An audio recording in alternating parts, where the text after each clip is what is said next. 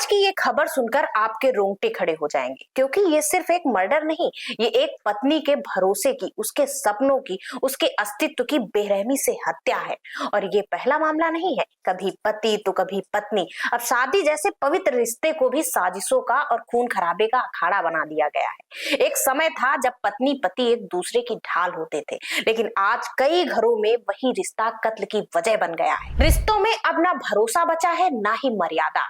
हर नया दिन एक नई दर्दनाक कहानी लेकर आता है, जहां प्यार की जगह शक है और जीवन साथी की जगह कातिल बैठा है। ये खबर उसी सड़े हुए सोच का उदाहरण है जो धीरे धीरे हमारे समाज की नींव को खोखला कर रहा है। नमस्कार, मेरा नाम हेमा श्रीवास्तव, आप देख रहे हैं यूनाइटेड भारत।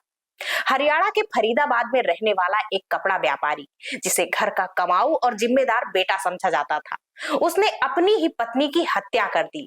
और इतना ही नहीं, इस हत्या को छुपाने के लिए उसने जो किया वो सुनकर आपके पैरों तले जमीन खिसक जाएगी। उसने अपने पिता के साथ मिलकर रात के अंधेरे में घर के बाहर सड़क के बीचों बीच 5 फीट का गड्ढा खोदा और उसमें अपनी पत्नी को दफना दिया। ऊपर से मिट्टी डाली और कह दिया ये तो सीवरेज का गड्ढा है।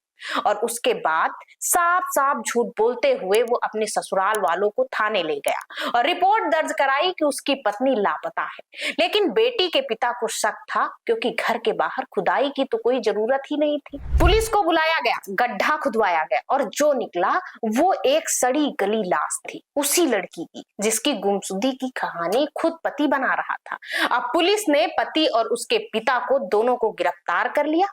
मायके पक्ष इसे दहेज हत्या बता रहे हैं, लेकिन पुलिस का शक है कि मामला कुछ और है।